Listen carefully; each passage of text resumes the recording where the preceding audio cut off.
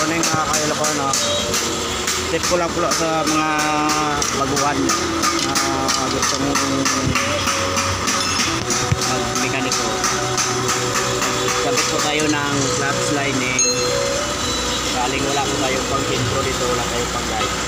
Pwede po natin gamitan ng simple technique. Mapapansin po ninyo dito.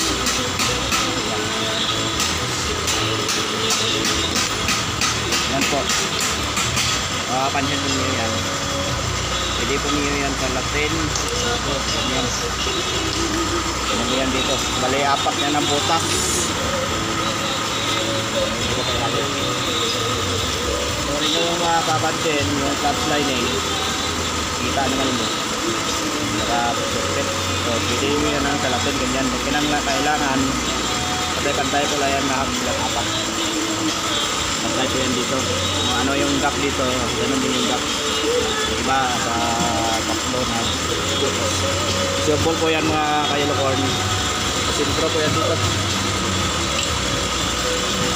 Kahit wala na po kayong gamit na pang guide, so hindi na kayo magamit ng kahoy. Ito na lang, salapin nyo lang dito.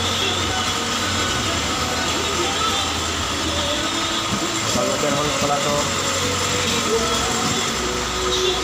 So, malapit na itong gabi.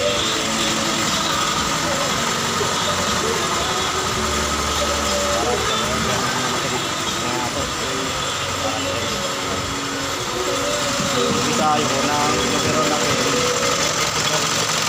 Handa ko siya. Tadi pangalawang mekaniko ko tayong overhaul dito. Unang mekaniko ang overhaul ko nito ay dalawang overhaul na sila. So, meron pa rin. Sa problema pa rin yung unit, yung makina. Overhead pa rin daw. Tapos, kaya pala hindi na makuha-kuha. Kasi pinambal ko yung crankshaft.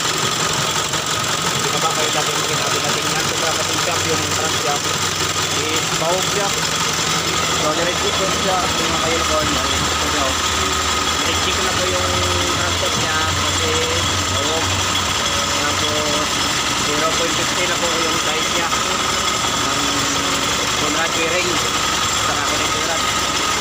Tapos kung mapapansin po rin nyo, meron po yung tamang rider dito.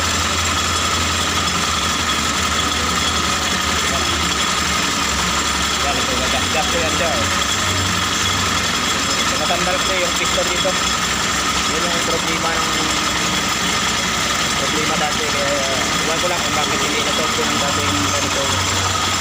So, hindi siya namayari na magpalit na lang ng half block. Magpalit kami ng half block.